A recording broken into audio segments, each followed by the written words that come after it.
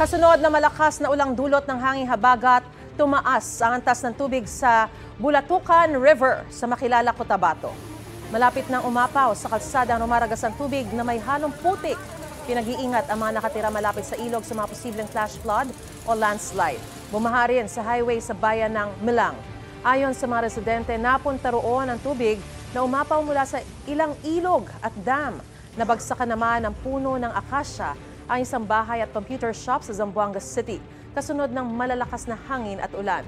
Ayon sa may-ari ng bahay, nasugatan ng kanyang anak sa nabasag na salamin. Wala pang pahayag ang may-ari ng computer shop. Ang ilang magsasaka naman sa Pasukin, Ilocos Norte, nagmamadaling anihin ang pananim na mais para hindi masira sa gitna ng sunod-sunod na ulan. Igan, mauna ka sa mga balita, mag-subscribe na sa GMA Integrated News sa YouTube para sa iba't ibang ulat sa ating bansa.